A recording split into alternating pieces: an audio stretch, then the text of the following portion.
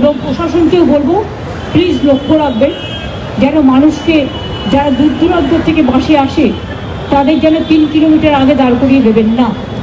ব্রিগেডটা প্রায় জলাভূমি হয়ে গেছে, সেরকম হলে সাইড দেখে দেখে বাসগুলোকে এমনভাবে দাঁড় করাবেন যাতে বাসগুলো আবার যাওয়ার সময় বিপদে না পড়ে।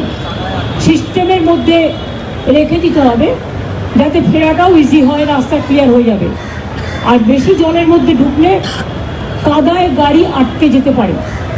ট্রাফিকের যারা আছেন তারা শুনছেন, কাদায় গাড়ি আটকে গেলে কিন্তু গাড়ি তোলা যাবে না, এটা মাথায় রাখতে হবে।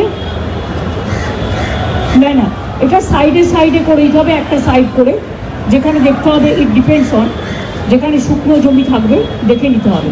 কারণ এই বর্ষা তো চারিদিকে হচ্ছে, এমনকি আপনারা দেখেছেন আমেরিকার ফ্লোরিডা, ওরা এত উন্নয়ন করেছে কিন্তু প্রকৃতি মায়ের কাছে কেউ পারে? 1000 লোকের ওপর মারা গিয়েছে। কাজেই বর্ষাটা এবারে যে রেকর্ড বৃষ্টি হচ্ছে, এবং তার মধ্যে আজকেই তো প্রায় 1,30,000 জল আরও ছাড়া হয়েছে, লক্ষ মেট্রিক টন।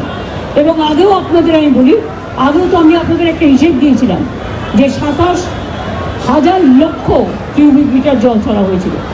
আর তার উপরেই প্রচণ্ড বৃষ্টি, সবটাই বাংলার মানুষকে ফেস করতে হয়।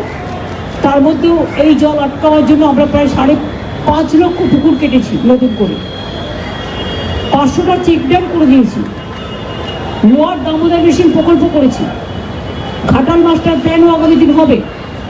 এই ধরনের আরও কিছু প্রজেক্ট আমাদের মাথায় আছে। যদি তারা ডিবিসি, পঞ্চায়েত, মাইথন এরা ওখানকার জল এখানে ছেড়ে দিয়ে মানুষ ডুবাবে, যদি তারা ইমিডিয়েট অ্যাকশান না নেয়, তাহলে আমরা 2-3 বছরের মধ্যে আমরা আমাদের পরিকল্পনা মতো আমরা আমাদের কিছু সৃষ্টি করব, সেটা আমি এখনই বলছি না। আপনারা সকলে ভালো থাকবেন।